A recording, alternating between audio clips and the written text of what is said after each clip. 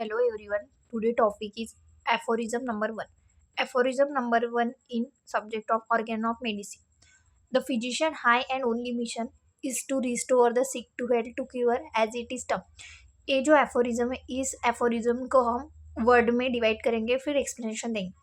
This aphorism also called as a mission of physician. Explanation first is a physician word.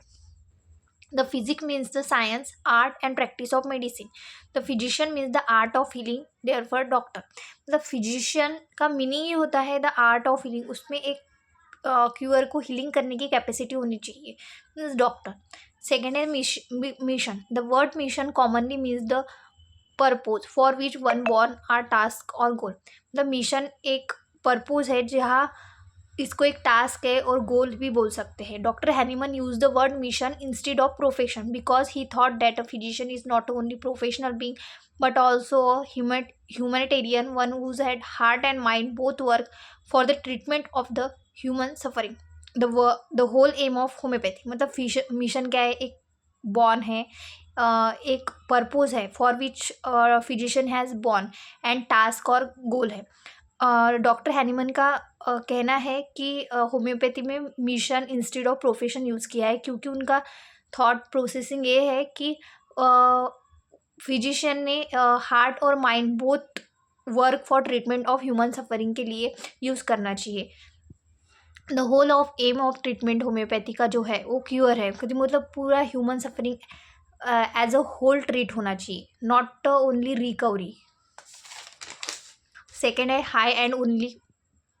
The physician has two role to play to cure the disease and to preserve health and prevent disease in the individual and community. High and only मतलब physician का दो ही काम होना चाहिए कि एक तो cure पूरा possible to cure the disease and जो ह्यूमन की जो डिसीज़ के कारण जो हेल्थ डीअरेंज हुई है उसको प्रिजर्व करना और डिसीज़ को प्रिवेंट करना. Individual and community. Health seek and cure. Firstly health is a balanced state of characterized by normal functioning of spiritual vital force. Health क्या है कि जब अपना वाइटल फोर्स नॉर्मल फंक्शनिंग में है, बॉडी के सब फंक्शन नॉर्मल फंक्शनिंग में है.